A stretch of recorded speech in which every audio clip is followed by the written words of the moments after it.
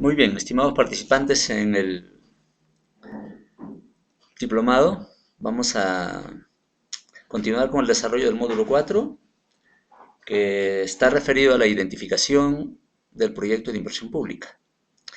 Ya como ustedes ya tienen conocimiento, hemos puesto a su disposición de ustedes las dos primeras clases y acá vamos a desarrollar la tercera clase. Esta clase está referida al planteamiento del problema, los objetivos y las alternativas del proyecto. Tal como hemos visto en las clases anteriores, estamos desarrollando este módulo de acuerdo a los contenidos de la guía metodológica general. Entonces, la primera clase lo habíamos relacionado a lo que es el diagnóstico general. Ya hemos visto todas estas partes. La segunda clase habíamos desmembrado de esto del diagnóstico el análisis de involucrados por la importancia que tenía. Entonces la clase refería al diagnóstico.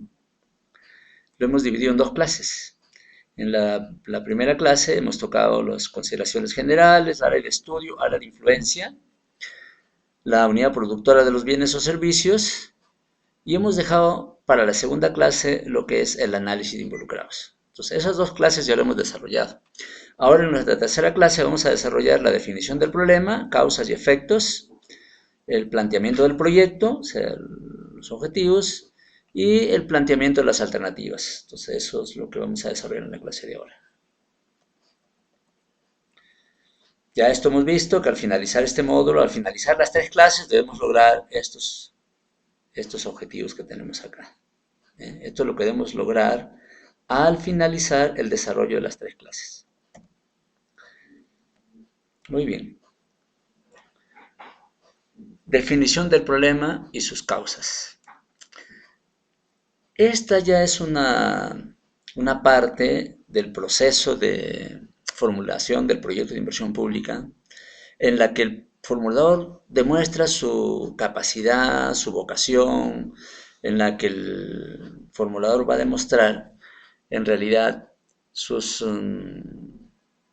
capacidades personales, porque aquí en este punto nos referimos básicamente a un tema de investigación, porque definir un problema, identificar sus causas, identificar los síntomas de ese problema o efectos, en realidad es un tema de investigación. Y por eso es que un proyecto de inversión pública, en realidad en esta primera parte, lo que corresponde de acuerdo a la guía metodológica del módulo 1, este, y el módulo 2 son referidos a una parte básicamente de investigación. En realidad todo el proyecto es un trabajo de investigación. Lo que pasa es que ya por razones prácticas, digamos como que este proceso de formulación y evaluación de los proyectos de inversión pública se ha ido pues de alguna manera mecanizando de tal forma que termina uno formulando proyectos o evaluando proyectos sin mayor preocupación por los contenidos, por la forma, cómo se debe llevar a cabo la formulación del proyecto de inversión pública, ¿no?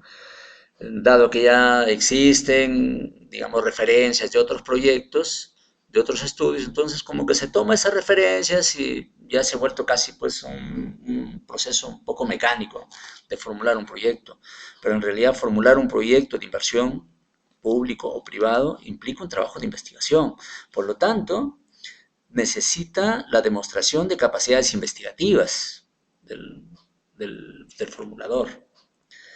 Fíjese que cualquier investigación que se haga en cualquier campo, toda investigación parte por la identificación de un problema, ¿eh? Analizar ese problema, conceptualizarlo adecuadamente el problema, contextualizarlo ese problema. Entonces, igual en el caso del proyecto de inversión pública, cuando nos dice acá que tenemos que definir el problema, ¿eh? Tenemos que hacer eso. En realidad, Un trabajo que nos permita a nosotros identificar primeramente el problema que debe ser materia de la intervención del sector público, luego hacer pues un análisis de ese problema. Y ese análisis implica comprender el problema, asimilar el problema, significa contextualizarlo ese problema, ¿eh? Conceptualizarlo bien, muy bien. Entonces, esto que a veces se toma pues de paso, porque dice, bueno, no, ya se ha decidido hacer se ha decidido hacer el camino rural, o se ha decidido hacer la pavimentación. Entonces ya, pues ya se decidió hacer el análisis del problema, sus causas y efectos, se convierte en un hecho formal, puramente formal. Ya vamos identificándolo de alguna manera para seguir los pasos y finalmente llegar a presupuestar la obra. Por eso viene funcionando para pequeños proyectos, pues, ¿no? O sea, al final son proyectos tan pequeños que funcionan de alguna manera, pero cuando se trata ya de proyectos de mayor impacto, de proyectos importantes, entonces ahí es donde se va a encontrar estas deficiencias, ¿no? Y como el SNIP ahora en realidad apunta hacia la formulación de proyectos de inversión pública de mayor impacto, ustedes ven que se ha modificado, ya hemos visto en los módulos anteriores, se ha modificado la normatividad, ahora los montos son mayores, lo que se busca es en realidad ejecutar proyectos de mayor envergadura. Entonces, en esos proyectos de mayor envergadura, ahí sí tiene que definirse adecuadamente el problema. Muy bien. Entonces, ¿cuál es la base para la definición del problema? El diagnóstico, lo que hemos visto ya en la primera clase. Y hemos visto la importancia que tiene el diagnóstico, hemos visto los contenidos que debe tener el diagnóstico. Aquí es donde en realidad hay que ponerle todo el énfasis del caso. El formulador tiene que ser muy consciente, pues, de que el diagnóstico tiene que ser muy bien trabajado. Y acá es donde vamos a, efectivamente, a reconocer la importancia que tiene el diagnóstico. ¿Por qué? Porque el problema se va a identificar sobre la base del diagnóstico que se ha realizado. Entonces, el diagnóstico te permite identificar los problemas actuales, jerarquizarlos, priorizarlos, ¿ve? Los problemas que están afectando a la población. Entonces, la identificación del problema tiene que hacerse y el análisis correspondiente sobre la base de lo que se tiene en el diagnóstico. Digamos que en el diagnóstico ya están los problemas ahí. Ahora, en esta parte lo que nos corresponde ya es identificar, jerarquizarlos y priorizar. Entonces, ya este es un trabajo en el cual, digamos, de toda la problemática caracterizada en el diagnóstico, nosotros le damos ciertos niveles de jerarquía, de priorización. Muy bien. Entonces, no olvidar esto, ¿ve? Que acabamos de resaltar acá, que la definición del problema y el análisis posterior del problema, o sea, la identificación de causas y efectos, se hace sobre la base del diagnóstico.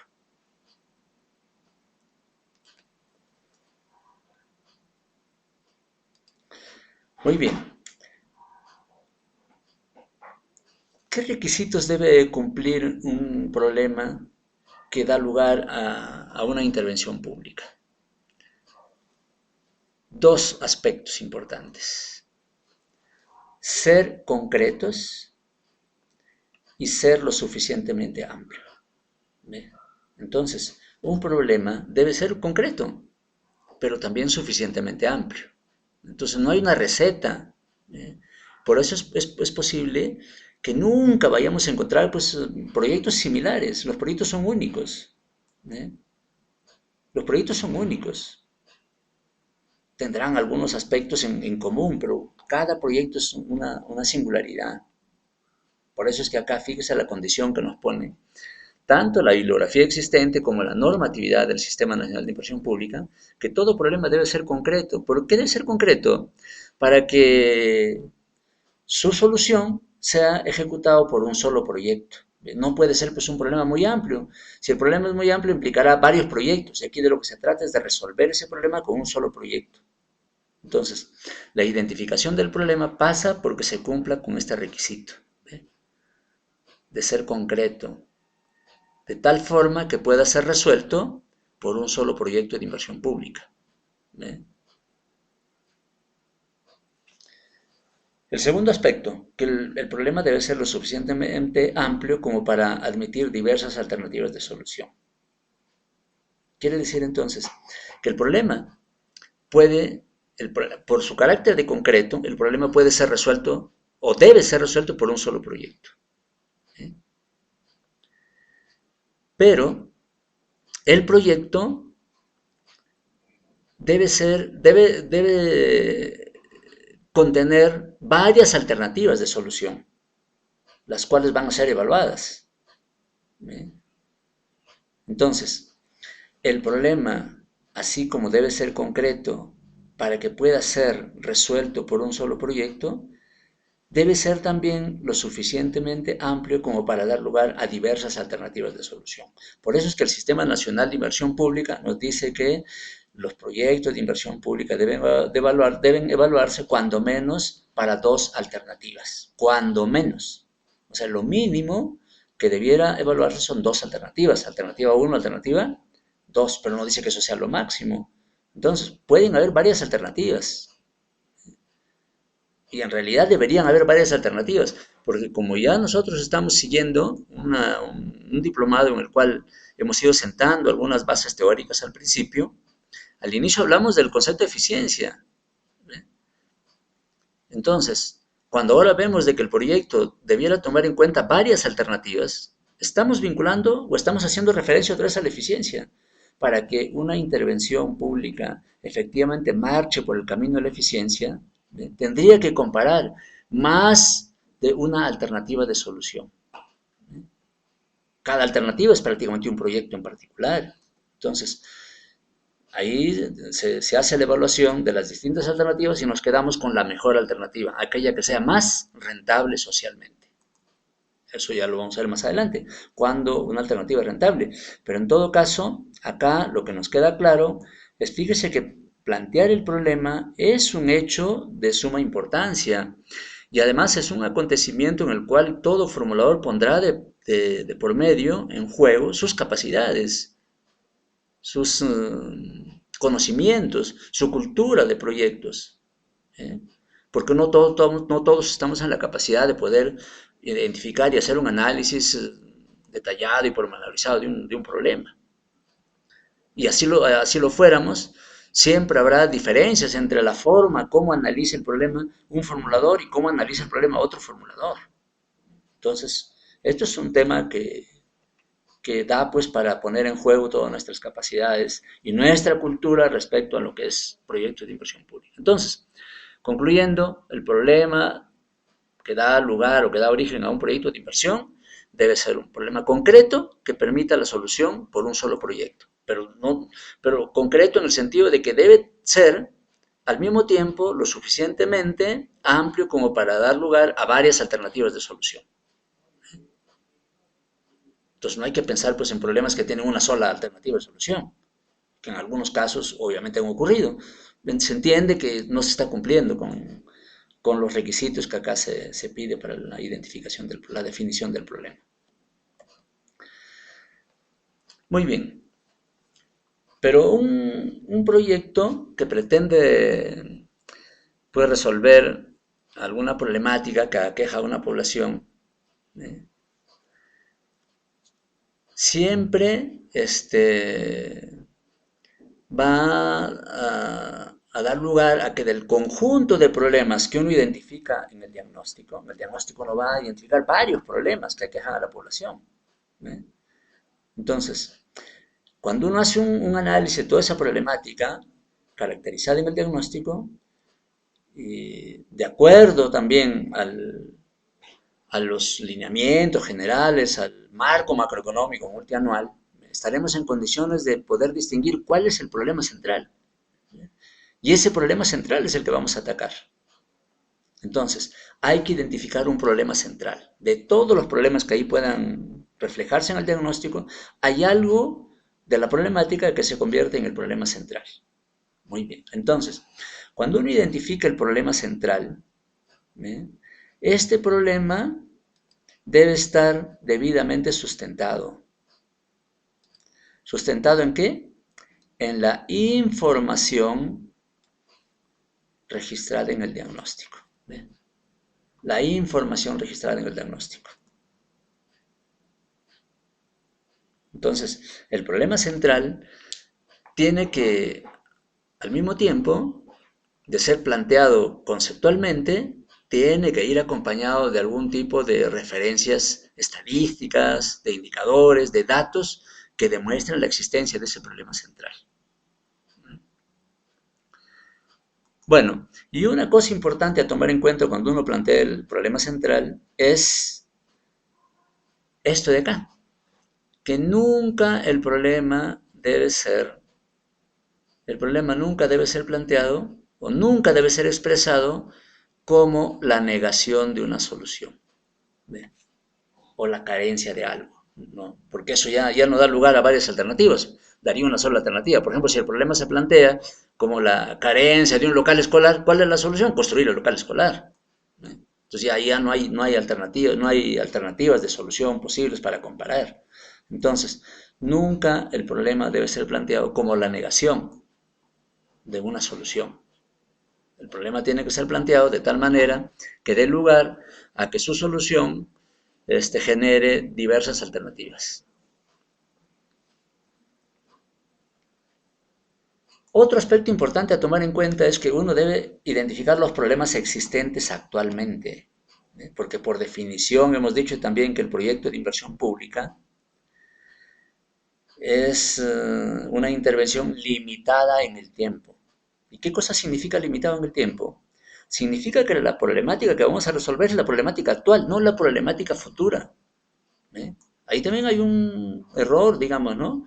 Cuando a veces se hacen obras sobredimensionadas, no, pero ya en el futuro, servirá para el futuro. No. El problema del proyecto de la intervención pública con recursos de inversión es resolver los problemas actuales, priorizando incluso esos problemas.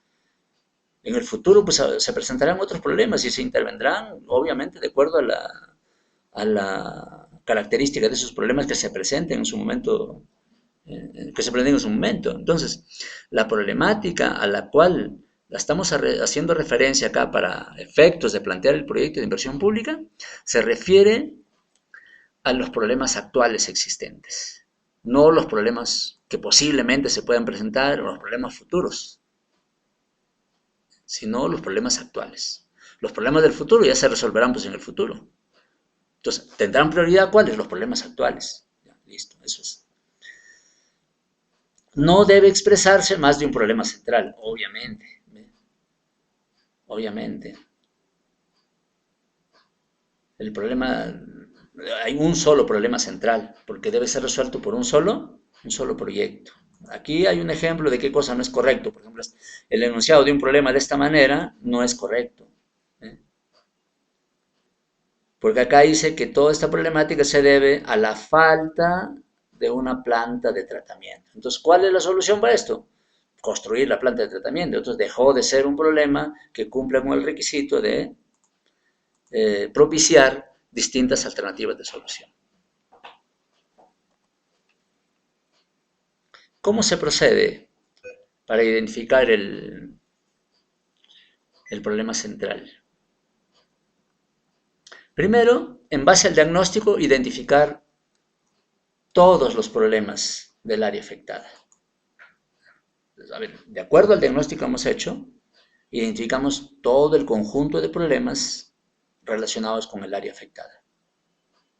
Dos, empezamos a hacer una jerarquización de los problemas según la responsabilidad sectorial, por ejemplo, saneamiento, ¿cierto?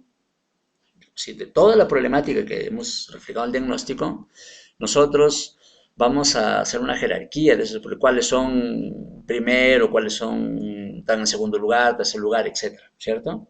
Eso también según la responsabilidad sectorial o según la responsabilidad territorial que se tenga. Por ejemplo, si se refiere a saneamiento, entonces de todos los problemas que hemos visto en el diagnóstico, nos centraremos específicamente en los problemas relacionados al saneamiento.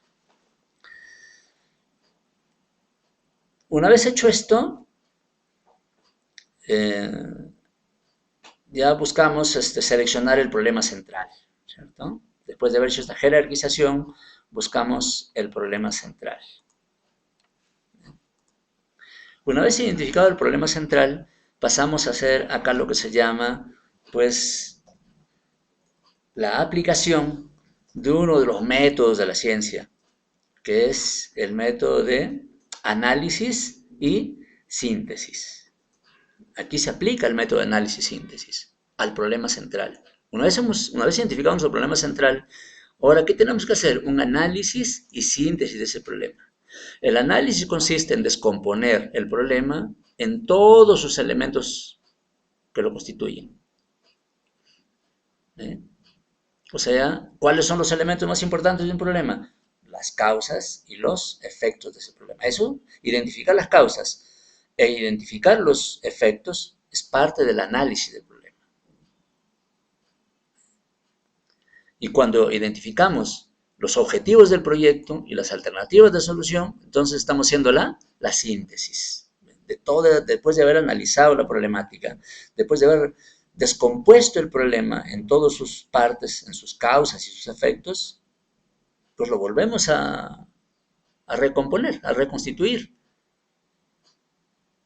habiéndolo, después de este análisis, habiéndolo entendido lo suficientemente de manera profunda y estando en condiciones de poder diseñar una solución.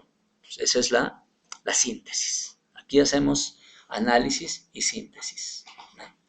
Al haber identificado, como cuarto paso ya, al haber identificado las causas y los efectos,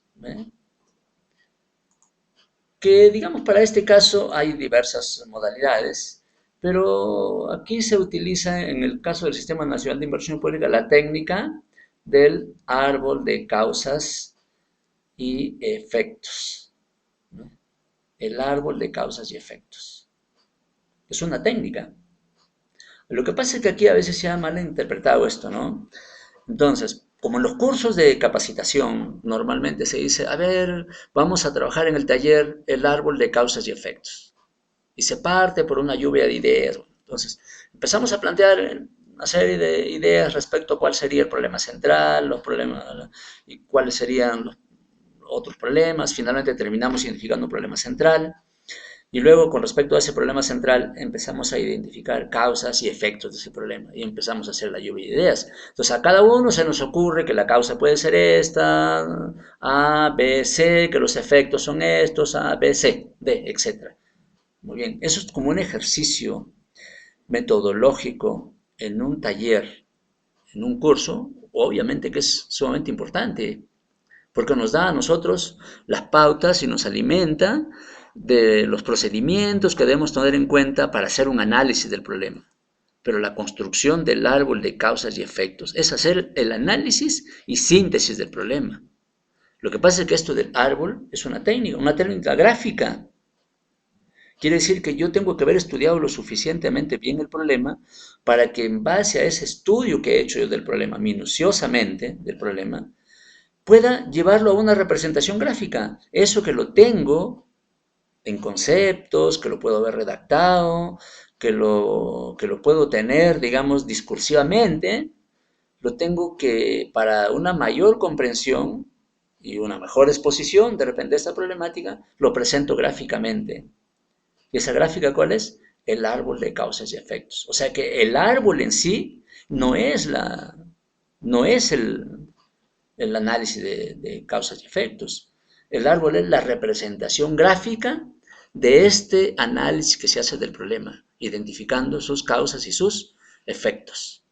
Entonces, eso tiene que estar debidamente sustentado. Igualmente, ¿ve? Igualmente, estas causas y estos efectos tienen que estar sustentados en la información del diagnóstico, en esto, ¿eh? Información registrada en el diagnóstico. Las causas tienen que tener referencias estadísticas, de indicadores, ¿y dónde está eso? En el diagnóstico. Entonces no se trata de poner cualquier causa, o la que se nos ocurre. En el curso de capacitación, cuando se hace esto, obviamente se pone énfasis en la parte metodológica, o sea, cómo proceder, ¿no es cierto?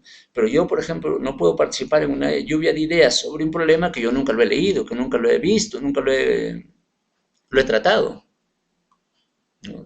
Entonces, si yo participo en un hecho así, es por una cuestión puramente metodológica, para alimentarme la metodología.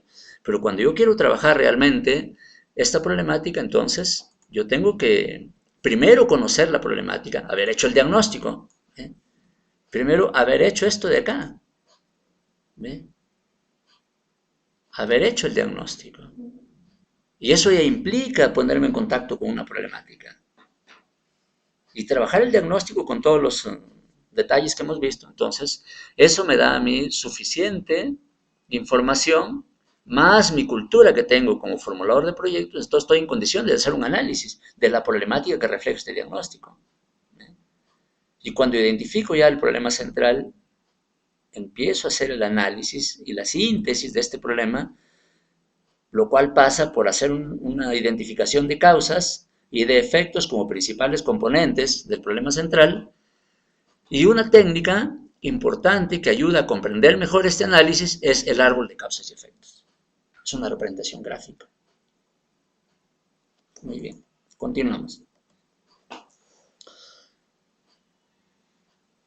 El árbol de causas y efectos, ¿no? Ya como técnica. ¿Cuál es el procedimiento para su construcción? Identificar las causas del problema central. Identificar las causas del problema central. Y para eso dice que se puede realizar una lluvia de ideas. Efectivamente, ¿ve? Lluvia de ideas en un taller, en un grupo. Pero ¿quiénes tienen que participar en esta lluvia de ideas? Primero, los que están liderando la formulación del proyecto de inversión pública, porque tienen pleno conocimiento, han hecho la investigación, han hecho los términos de referencia del proyecto, han estudiado bien los TDR que le han dado para hacer el contrato, en fin, ya digamos el grupo que va a formular el proyecto tiene pues pleno conocimiento de esta problemática a la cual se va a enfrentar.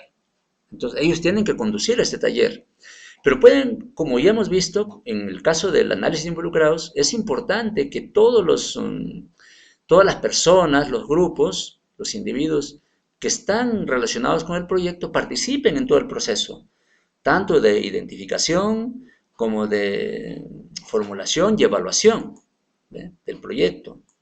Y además participar en todo el ciclo del proyecto, preinversión, inversión y posinversión. Entonces, ellos también tienen que participar acá. ¿Pero por qué? Porque si participan los propios involucrados, ¿ve? Eso en una lluvia de ideas conducida por el equipo formulador del proyecto, se convierte esto en un instrumento maravilloso, porque al equipo le permitirá consolidar sus ideas, ¿eh? Le permitirá descubrir de repente algunos otros detalles que él no los tomó en cuenta, pero que ahora la participación de la gente directamente involucrada, ya sea a favor o en contra del proyecto, le va a permitir ver. Entonces, ese es el mérito de esta lluvia de ideas. Lo que pasa es que los formuladores a veces nos hemos quedado con la idea de que la lluvia de ideas es juntarse un grupo, no importa que conozca o no conozca el problema, no importa que lo viva o no lo viva, entonces empezamos a hacer una lluvia de ideas y hacemos un árbol de causa y de efecto. Eso está bien como un ejercicio metodológico, ¿eh? Pero acá ya se trata de otra cosa, se trata de hacer un análisis del problema real. Entonces, esta lluvia de ideas tiene que ser conducida por el equipo que está llevando el trabajo de formulación del proyecto y con la participación de los involucrados, de todos los involucrados. Con ellos se hace la lluvia de ideas. Esa lluvia de ideas servirá pues para consolidar nuestras ideas que ya teníamos previamente, para afinarlas mejor, algunas ideas que no las teníamos muy claras, para rectificar otras cuando ya nuestras propias conclusiones lo confrontamos con la forma como ven las causas y los efectos del problema los involucrados de distinta naturaleza. Entonces, eso es la lluvia de ideas. Muy bien. Con este trabajo ya podemos estar en condiciones de ir pues construyendo el árbol. ¿Ve? El árbol ya es prácticamente la representación gráfica de todo este trabajo que se ha hecho. Entonces, ahí, cuando ya tenemos toda esta lluvia de ideas, podemos ir viendo primero que las causas se justifiquen en el diagnóstico. ¿Eh? Nuevamente volvemos aquí. ¿Cómo se justifican las causas en el diagnóstico? Que cuando yo digo la causa de este problema es tal, esa causa tiene que estar las referencias en el diagnóstico. O sea, tiene que haber indicadores, tiene que haber datos, tiene que haber estadísticas de que esa causa existe verdaderamente y que está directamente vinculada con el problema, como causa, ¿eh? Directa o indirecta. Muy bien, entonces, se elimina, algunas causas se van eliminando, por ejemplo, aquellas que no se pueden justificar en el diagnóstico, pues lo eliminas. ¿Para qué vas a poner esa causa si efectivamente tú no tienes un conocimiento real de que existe como causa? Porque no se está justificando en el diagnóstico.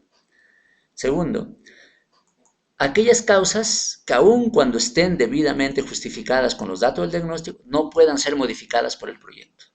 Si el proyecto no puede modificar esa causa, ya pues tienes que eliminarlo. Simplemente eso ya no se toma en cuenta porque no se va a poder modificar. Cuando una causa está repetida o incluida en otra causa, eso también. Entonces, vamos ya, digamos, eso, pero ¿dónde podemos ver esto? Utilizando esta técnica del árbol de causas y efectos. La técnica del árbol de causas y efectos nos permite ver estas cosas. Cuando una causa no es en realidad causa, sino más bien efecto, entonces también se elimina como causa. ¿Por qué? Porque eso es un efecto. Y a esto ha pasado sin número de veces. Se confunde causa con efecto. Obviamente que eso pasa por una debilidad del propio equipo formulador del proyecto, porque el equipo formulador del proyecto tiene que tener ya una conceptualización clara de la problemática, de tal manera que para él sea más difícil confundir una causa con un efecto, ¿eh? Pero aún así se corre diversos riesgos, pero esos riesgos, bien trabajados en un taller con los involucrados y en estas lluvias de ideas, pues se puede ir efectivamente detectando esas posibles confusiones. Cuando la causa no afecta directamente al problema o lo hace demasiadamente lejana, digamos, muy indirectamente, también ya no se debe tomar en cuenta eso. Entonces, ahí tenemos algunas razones por las cuales de todo este conjunto de lluvia de ideas, de todo este conjunto de lluvia de ideas que nos ha permitido identificar una gran cantidad de causas y de efectos, entonces aquí vamos decantando, vamos ya quedándonos con aquellas causas que no estén incluidas en algunas de estas restricciones. Muy bien, después de eso, agrupamos y jerarquizamos las causas. Las que afectan directamente al problema central se llaman causas directas. Esto de acá, causas directas. O sea, después que hemos hecho este trabajo de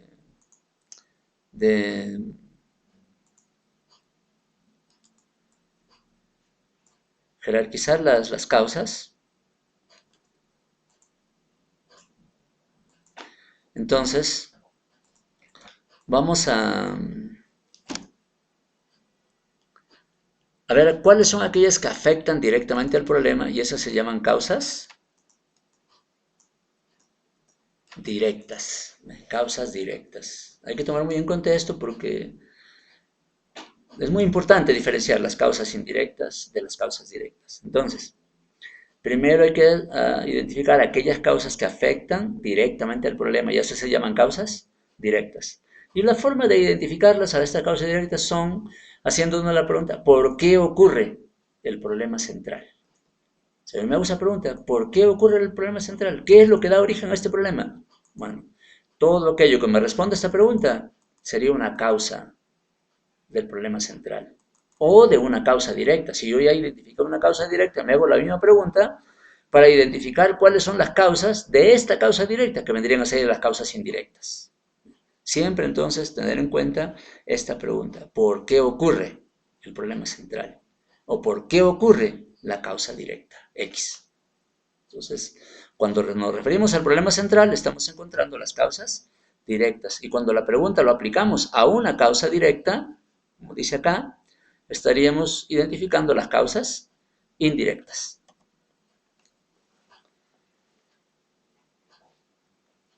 Los efectos del problema. Identifica los efectos del problema central mediante una lluvia de ideas, igualmente. ¿Ve? ¿Y cuál es la pregunta que debemos hacernos? Si no se soluciona el problema central, ¿qué consecuencias se tendrían? Esa es la pregunta. Si no se soluciona el problema central, ¿qué consecuencias tendría? De esa manera estamos identificando los efectos, en este caso los efectos directos. Y para identificar los efectos indirectos, la pregunta sería, si no se soluciona el efecto directo, ¿qué consecuencias tendría? Se están identificando los efectos indirectos. También aquí, después de esta lluvia de ideas que es similar al de las causas, tenemos que hacer un proceso de ir eliminando aquellos efectos que no van a ser importantes para nuestra formulación del proyecto. Cuando los efectos no se reflejan en el diagnóstico, esos efectos que no están sustentados en el diagnóstico, pues lo eliminamos. Entonces, miren la importancia que tiene el diagnóstico. O en todo caso, tendremos que volver al diagnóstico después de haber encontrado estas cosas y seguramente ampliar el diagnóstico. ¿Pero ven? Entonces, un efecto que no esté justificado en el diagnóstico se elimina. Esos efectos que no podrán ser modificados por el proyecto, ¿ve? Los que no puedan ser modificados por el proyecto, también hay que eliminarlos. ¿Para qué lo vamos a tomar en cuenta lo que no vamos a poder cambiar? Muy bien. Si el efecto está repetido o incluido en otro efecto, igualmente, igual que en las causas. Si en lugar de ser un efecto realmente es una causa, también ¿ves? Se ubicaría como causa y no como efecto. O cuando el efecto no se diferencia del problema central, porque es parte del mismo, entonces ya también ese efecto se elimina, porque ya es parte del problema, entonces ya... Bien, hecho este paso acá, hacemos un agrupamiento y una jerarquía de los efectos. En efectos directos, en efectos indirectos y el efecto final. Bien. En el caso de las causas, solamente identificamos causas directas y causas indirectas. En el caso de los efectos, hay tres. Los efectos directos, los que son directamente generados por el problema, los indirectos, que se generan a través de los efectos directos, y el efecto final, que es el efecto último, pues, del problema, ¿no? Muy bien.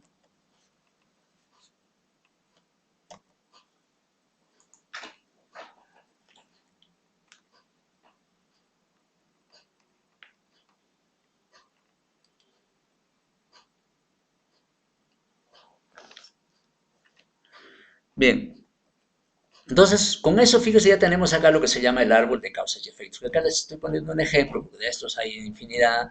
Yo más bien les recomendaría que vayan a la guía metodológica, la última, donde se incorpora ya el análisis de riesgo. Y ahí encontrábamos también ejemplos de esto. Pero aquí tenemos un caso, ¿ve? De un árbol de causas y efectos. Aquí tenemos un problema central. Dice incremento de los casos de enfermedades gastrointestinales, parasitarias y dérmicas en una determinada localidad. Ese es el problema.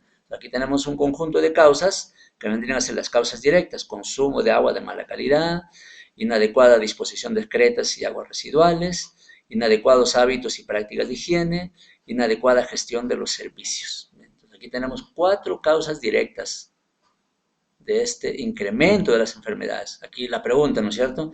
¿Qué es lo que está causando esto? Pues bien, aquí, consumo de agua de mala calidad, inadecuada disposición de excretas y aguas residuales, inadecuados hábitos y prácticas de higiene, inadecuada gestión de los servicios. Son las causas directas. Ahora, ¿por qué existe un consumo de agua de mala calidad? Por la baja continuidad del servicio de agua potable. Si no hay agua potable continuamente, entonces la gente va a consumir agua que no es potable. Esto que da lugar a que el consumo de agua sea de mala calidad. Entonces, esta es una causa indirecta del problema. Está vinculado indirectamente al problema. Esto de acá, esta baja continuidad en el servicio del agua potable es una causa de que haya un consumo de agua de mala calidad. Y este consumo de agua de mala calidad es lo que está originando este incremento de enfermedades. Entonces, la causa directa es la que está vinculada directamente al problema, mientras que la causa indirecta se vincula a través de la directa. Entonces, aquí tenemos también otra causa indirecta: baja cobertura del agua potable. O sea, la gente que no está coberturada, pues consume agua que no es potable. Entonces, estas dos causas de acá dan lugar a esta causa de acá. Entonces ya tenemos acá una causa de un primer nivel y dos causas de segundo nivel, que vendrían a ser causas indirectas, y así para los demás. ¿Ven? Causas directas acá, causas indirectas acá. Estas pueden ser lo más ampliamente posible. Aquí obviamente no se puede presentar más, pero acá hay un ejemplo más o menos simple que nos permite observar este árbol de causas y efectos. Igualmente, ¿ve? Aquí dice incremento de las enfermedades. Esto da dos efectos directos. Incremento de la morbilidad, o sea, las enfermedades. La gente se enferma más. ¿Por qué se enferma más? Por esto, pues porque hay mayor incidencia de enfermedad en la población, porque hay un incremento de estos casos. ¿Ve?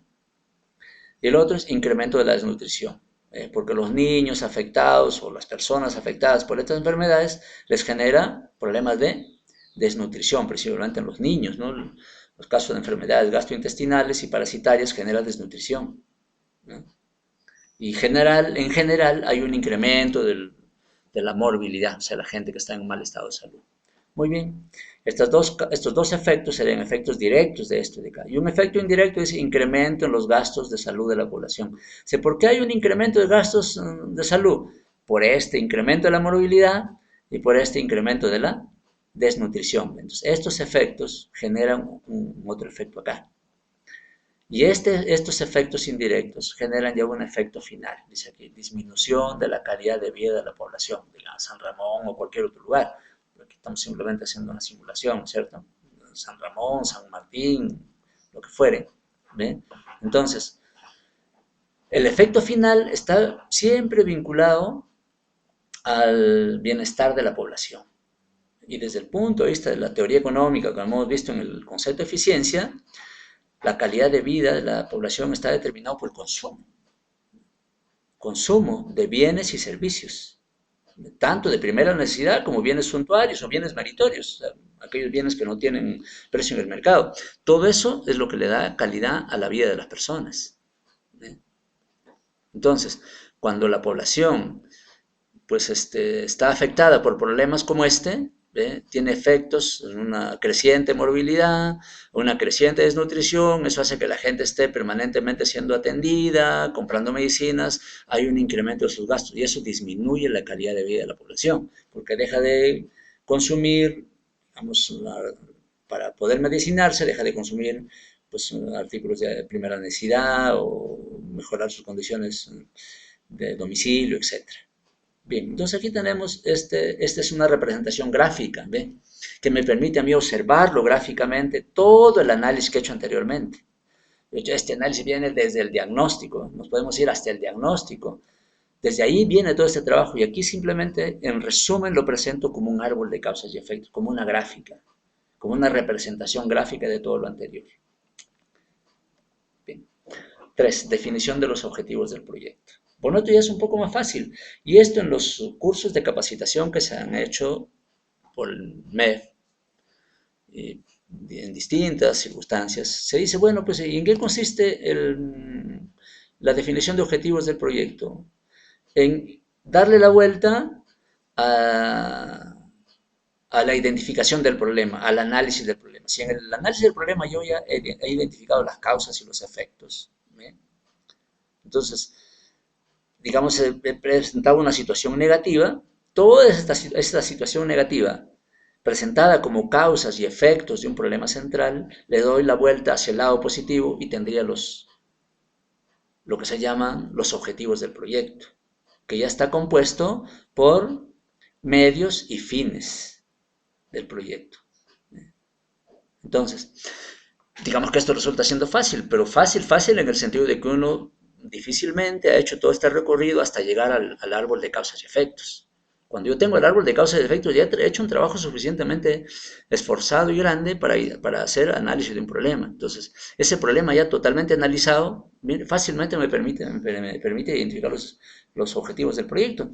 Bueno, pues aquí tal vez podríamos hacer alusión a una cita muy conocida de Einstein, este gran científico, ¿no? Que él decía, pues, cuando tú haces una buena identificación del problema, tienes un 80% del problema resuelto, ¿ve? 80% resuelto. Entonces, ¿dónde está todo el cuello, digamos, de botella de este trabajo? en la identificación del problema. Si hacemos una buena identificación del problema, ya tenemos pues un porcentaje alto de solución del mismo. Entonces, por eso es que nos parece muy fácil pasar del árbol de causas y efectos al árbol de medios y fines, que es los objetivos del proyecto, porque simplemente todas las causas, atacar las causas y convertirlos en medios de solución, ¿eh? Y los efectos del proyecto se convierten, los efectos del problema se convierten en los fines a lograr por el proyecto. Entonces, del árbol de causas y efectos pasamos al árbol de medios y fines, y ya tenemos la solución del problema. Entonces, fíjese que este, estos objetivos, ¿no es cierto? Lo que se espera alcanzar con el proyecto es para un horizonte temporal establecido. ¿Ve? Un horizonte temporal establecido. Otra vez volvemos aquí. Otra vez volvemos a esto de que el proyecto es una intervención limitada en el tiempo. Los objetivos del proyecto. ¿Cuándo se deben lograr los objetivos? En el horizonte temporal establecido. Generalmente para los proyectos de inversión pública es 10 años. Entonces, en esos 10 años debe lograrse estos objetivos. El objetivo central del proyecto está asociado a la solución del problema central. O sea, ¿cuál es el objetivo central de un proyecto? Solucionar el problema central. Entonces, si el problema central ya lo hemos identificado, ¿cuál es el objetivo del proyecto? Resolver ese problema. Así de simple. Entonces, como el problema central es uno solo, o sea, es único, el objetivo central también es único, es uno solo. Entonces, ¿cuáles son las características que debe reunir ese objetivo? Ser alcanzable. ¿Ve? Ser alcanzable. Ser realizable. ¿Ve? Ser medible. 3 condiciones. No podemos plantearnos objetivos pues generales, así que no se puedan finalmente lograr, o que no se puedan realizar, que no se puedan medir. El objetivo tiene que ser medible.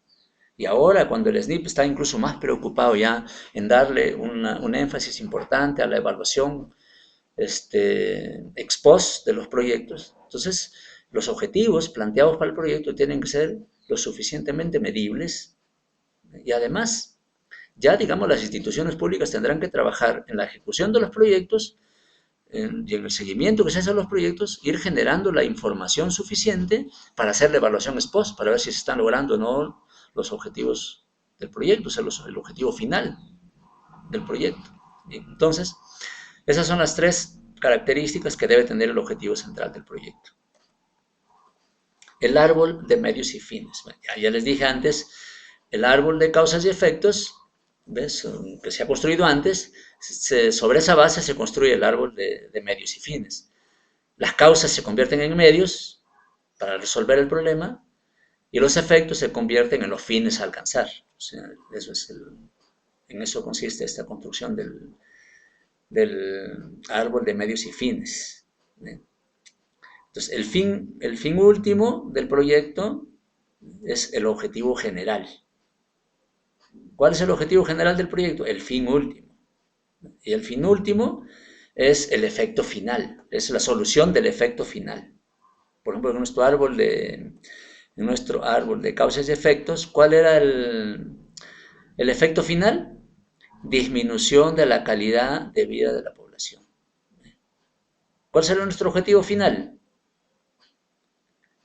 Aumentar la calidad de vida de la población. Ese será nuestro objetivo final.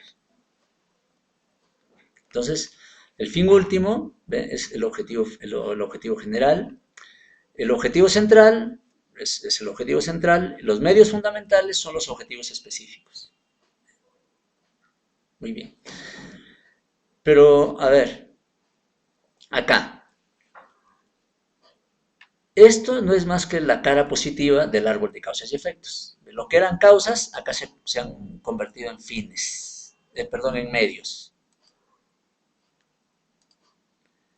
Lo que en el árbol de causas y efectos, esto de acá eran las causas directas, y acá estaban las causas indirectas, acá lo tenemos como medios de primer nivel y como medios fundamentales. Medios de primer nivel, las causas directas se convirtieron acá en medios de primer nivel. ¿Y cómo se convierte la causa directa en un medio? Cuando esa causa es resuelta, es atacada. Por ejemplo, la causa acá era consumo de agua de mala calidad. ¿Cuál será entonces el medio de primer nivel? Conseguir que se consuma agua de buena calidad. Y así sucesivamente con los demás. Y acá tenemos lo que eran las causas indirectas. Atacando las causas indirectas, nos armamos de un conjunto de medios que se llaman medios fundamentales. Medios fundamentales para resolver lo que antes era un problema y aquí sería medio para lograr este objetivo de acá, que es el objetivo central del proyecto. Todos estos de acá se convierten en los medios fundamentales para lograr este objetivo central. ¿Eh? Este objetivo central. Muy bien. Entonces, acá ya vamos pues nosotros avanzando. Fíjese, y tenemos que ser conscientes de qué cosa. Si estos son los medios fundamentales, o sea, yo logrando estos medios de acá, ¿eh? Voy a resolver o voy a lograr este objetivo de acá, el objetivo central. ¿Y el objetivo central cuál es? Resolver el problema. Entonces, ¿cómo voy a resolver el problema? Atacando estos medios fundamentales. Ahora, obviamente ustedes podrán darse cuenta de que si yo resuelvo las causas indirectas y los convierto en medios fundamentales, ¿eh? Al lograr estos medios fundamentales estoy automáticamente logrando estos medios de primer nivel. ¿Eh? Y al lograr estos medios de primer nivel, automáticamente estoy logrando el objetivo central del proyecto. ¿No es cierto? Y al lograr el objetivo central del proyecto, voy a obtener los fines directos del proyecto, los fines indirectos y el fin último del proyecto, que es el objetivo general. Listo. Bueno, ahí ya hemos visto, ¿no? Esto es simplemente una descripción ya literal de lo que hemos visto acá, gráficamente. De lo que hemos visto acá gráficamente, ¿cierto? Acá lo tenemos ya, digamos, literalmente o conceptualmente establecido. Bien, nos queda por ver ahora, ya en la última parte de esta exposición, la construcción de las alternativas.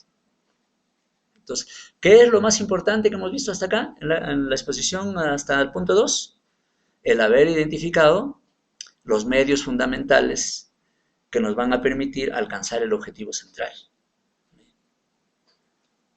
Y los medios fundamentales hemos dicho que resultan de resolver las causas indirectas. Resolviendo las causas indirectas, nos armamos de los medios fundamentales para lograr el objetivo central del proyecto. Entonces, ahora vamos a ver la construcción de alternativas. Aquí tenemos, yo he elegido en realidad esta gráfica porque me parece un poquito más completa.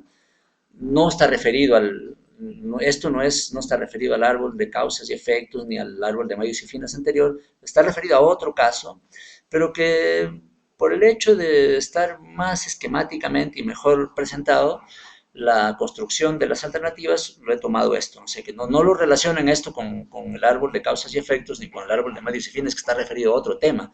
Este es otro tema acá de residuos sólidos. Pero fíjese acá, tenemos un problema central. ¿Cuál es el problema central? Inadecuada gestión integral de residuos sólidos municipales en la provincia X. Ese es el problema central. Las causas directas: inadecuado almacenamiento y barrido, ineficiente capacidad operativa de recolección y transporte, inapropiado reaprovechamiento de los residuos sólidos, inapropiada disposición final, ineficiente gestión administrativa y financiera, inadecuadas prácticas de la población. Estas son las causas directas de este problema. Y estas causas directas tienen un conjunto de causas indirectas. Aquí vemos que cada causa directa tiene tres causas. Pues no siempre va a ser así. Hay una que puede tener 5 causas indirectas, otra puede tener una sola. Bueno, eso aquí, digamos, por una razón o por un aspecto más bien de estética, digamos, como que se ha tratado de presentar 3 causas indirectas por cada causa directa. Obviamente que tiene un sentido lógico, pero no siempre va a ser así, o sea, no necesariamente tiene que ser así. Puede haber una causa directa que tenga 3 causas, esta puede tener solamente 2, esta puede tener solamente 1, o esta de aquí puede tener 5, no sé. Bueno, eso ya, las causas indirectas, mientras más amplias sean, mejor. Y hay que tener teniendo en cuenta qué cosa, que estas causas directas son las que vamos a resolver, para resolver este problema de acá. Y al resolver estas causas indirectas, obtenemos los medios fundamentales. ¿Ven?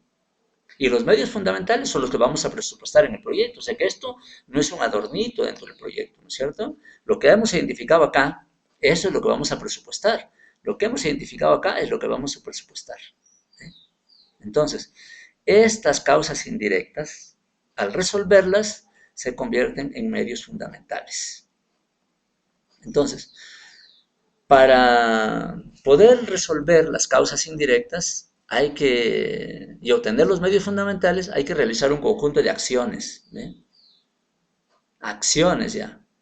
Estas acciones surgen de acá, de los medios fundamentales.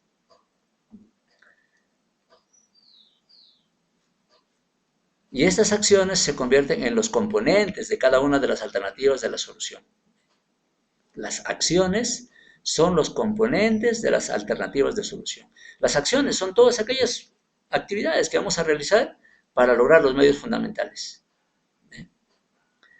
Estas acciones se convierten en los componentes de las alternativas de solución. O sea, las alternativas de solución no son más que un conjunto de acciones. Aquí hay una pregunta importante. ¿Qué se debe hacer para implementar este medio? Obviamente, para implementar el medio, ¿qué hay que hacer? Identificar un conjunto de acciones. Entonces, al momento de proponer cualquier acción, o sea, para ir ya construyendo este conjunto de acciones, es necesario tener en cuenta su viabilidad. ¿Cuándo se considera que una acción es viable? Si se tiene capacidad física y técnica para llevarlo a cabo. Yo no me puedo plantear pues una acción que está más allá de mi capacidad física o técnica. Las acciones tienen que estar en relación a la capacidad física y técnica para llevarse a cabo. Que estas acciones tengan una relación con el objetivo central, que estén relacionadas con el objetivo central. Y tercero, que estén de acuerdo con los límites de la institución ejecutora, límites de todo tipo, desde los institucionales hasta los financieros. ¿Ven? Entonces, las acciones o actividades que vamos a llevar a cabo tienen que cumplir con estos requisitos. Entonces, hay un trabajo bastante interesante y profundo de todos los formuladores, de hacer una verdadera investigación sobre esto. Un proyecto es en realidad una investigación. Bueno, fíjese, acá tenemos los medios fundamentales. ¿Ve?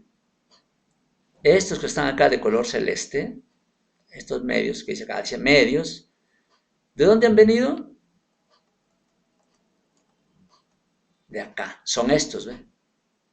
Los tres primeros, los tres segundos, los tres terceros, los tres cuartos, los tres quintos, los tres sextos, ¿ve? 6 grupos de 3. Esos mismos están acá. ¿Ve? Acá, ahí están, ¿ve? Los tres primeros corresponden al primer medio de primer nivel. Estos tres siguientes al segundo medio de primer nivel. Y así estos tres al otro, estos tres de acá al siguiente medio, estos tres igualmente y los tres últimos. Ya no lo podemos presentar aquí por una cuestión de espacio en la diapositiva, pero ustedes relacionen esto con la anterior diapositiva.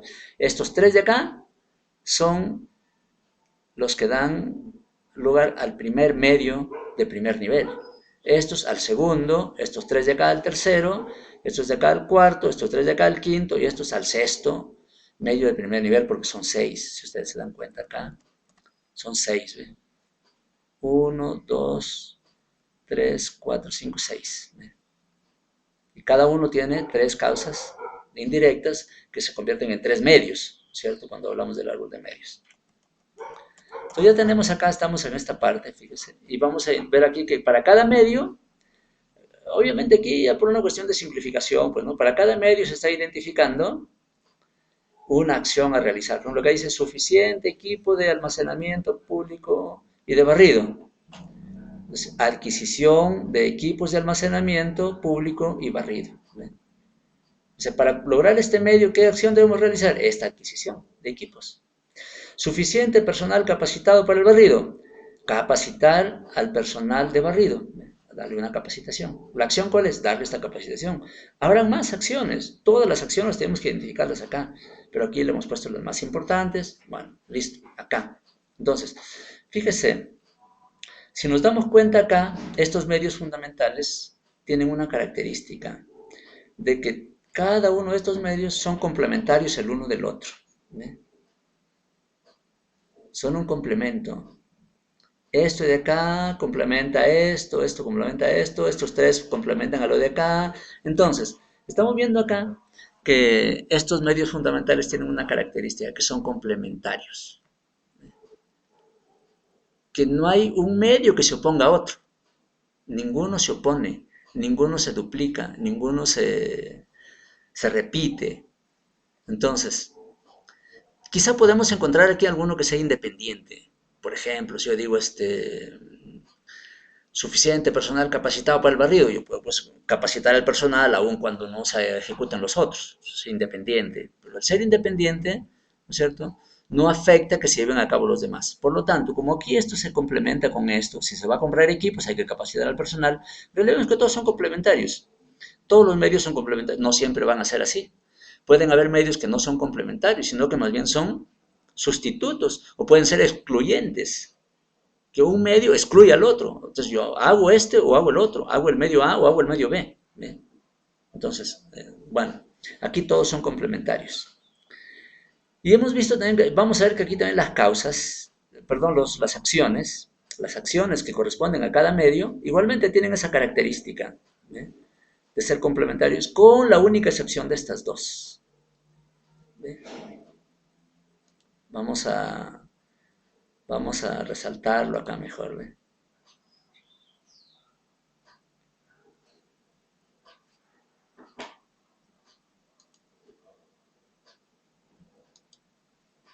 Estas, ¿ve? Fíjese. Aquí obviamente por una cuestión de simplificación y por una cuestión de didáctica, digamos, ¿no?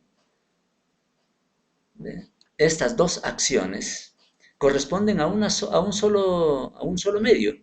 Dice existencia de infraestructura para reaprovechamiento de los residuos sólidos. Entonces, por ejemplo, este medio se puede lograr mediante dos tipos de acciones. Acá, construcción de una infraestructura de reaprovechamiento mecanizado, ¿eh?, o construir una infraestructura de reaprovechamiento manual. En este caso, fíjese, estas acciones, a diferencia de todas las demás, a diferencia de todas estas, ¿eh?, a todas las de acá y todas las de acá, que son acciones complementarias unas con otras, estas acciones de acá son mutuamente excluyentes. ¿Eh? Se excluyen mutuamente. O hago esta o hago la de acá. No lo puedo. ¿Para qué haría las dos juntas? ¿Para qué haría las dos juntas? No, pues o hago la infraestructura para reaprovechamiento mecanizado o hago la infraestructura para reaprovechamiento manual. ¿Ve? Entonces, como ya me encontré con estas acciones que son mutuamente excluyentes, o sea que se contradicen, ya veo que este proyecto tiene dos alternativas de solución. Una alternativa de solución 1 y una alternativa de solución 2. ¿Quién ha dado lugar a esa diferenciación de dos alternativas? Este carácter mutuamente excluyente de estas acciones de acá. Estas acciones son mutuamente excluyentes, se excluyen una con otra. Entonces, la alternativa 1 será esta de acá, esta acción de acá, con todas las demás. La alternativa 2, esta acción de acá, con todas las demás. Tenemos dos alternativas de solución. Aquí volvemos a nuestra diapositiva anterior que decíamos que las alternativas, ¿cuáles son los componentes de las alternativas? Las acciones. Las acciones son los componentes de las alternativas. Acá ya estamos viendo para este proyecto claramente dos alternativas de solución. Esta acción de acá con todas las demás, con todas estas. ¿Eh? La primera alternativa, entonces, 1, esta acción de acá con todas estas y con todas estas de acá. ¿Eh? Todas estas acciones, más todas estas de acá, y esta, la alternativa 1. La alternativa 2, esta acción que está aquí resaltado con color celeste, esta acción más todas las de acá y todas las de este lado. Alternativa 1 y alternativa 2. ¿Y qué es lo que vamos a presupuestar más adelante? Estas acciones. ¿Eh? Entonces, aquí esto no es un hecho, digamos, aquí circunstancial y que en el proyecto pueden estar muy bonito, muy bien presentado, únicamente como un adorno entre el proyecto, ¿no? Pues estas son las acciones que yo voy a ejecutar para resolver el problema. Estas son las acciones que yo voy a ejecutar para lograr el objetivo. Esto es lo que yo tengo que presupuestar. ¿Ve? Y aquí tengo que hacer el presupuesto para las dos alternativas. Para todas las acciones que no están dentro de este cuadro amarillo, todas las acciones más esta de color, este, bueno, color naranja bajito, ¿cierto? Y la otra alternativa, todas estas que no están dentro del cuadrilátero amarillo, más la de color celeste. Alternativa 1 y alternativa 2. Entonces, así es como se construyen las alternativas. Y aquí, digamos, está presentados ya no gráficamente como lo anterior, sino presentadas en un cuadro en el cual estamos enumerando, ¿eh? La acción A11, 21, 31, que es igual lo que tenemos en la gráfica, ustedes lo pueden seguir con paciencia. Y vemos aquí las que se ejecutan conjuntamente, pertenecen a ambas alternativas, ¿eh? Solo esta alternativa, la C11, ¿ve? Va en la alternativa 1 y la C12 va en la alternativa 2. Entonces aquí tenemos alternativa 1. ¿Ve? Todas las alternativas que tenemos desde acá hasta acá, más estas hasta acá y más esta de acá. Ya no se ejecuta esta. ¿Ve? Alternativa 1. En la alternativa 2, todas las demás alternativas más esta de acá. Ya no se ejecuta esta de acá. Entonces, esa es la forma como se construyen las alternativas del proyecto. Entonces aquí, por ejemplo, tendríamos que en realidad la alternativa 1 es el mejoramiento de la gestión integral de residuos sólidos, que considera la construcción de una infraestructura de reaprovechamiento mecanizada. Y la 2, mejoramiento de la gestión integral de residuos sólidos, que considera la construcción de una infraestructura de reaprovechamiento manual. Esas serían las dos alternativas.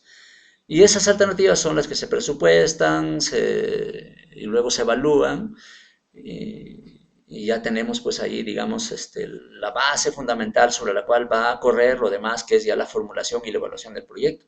Fíjese entonces que acá ya tenemos identificado todo lo que vamos a presupuestar. En el módulo formulación, lo que vamos a trabajar es básicamente, ya digamos, la presupuestación de esto. ¿Presupuestar qué cosa? Presupuestar las alternativas. ¿Y presupuestar las alternativas qué cosa es? Presupuestar todo este conjunto de acciones que conforman la alternativa 1 y conforman la alternativa 2. Muy bien, pues con esto espero haberles dado las pautas más básicas sobre lo que significa esto que hemos visto en esta clase de manera particular, que es la identificación del problema, de los objetivos y las alternativas de solución del problema y el logro de los objetivos del proyecto. Muchas gracias.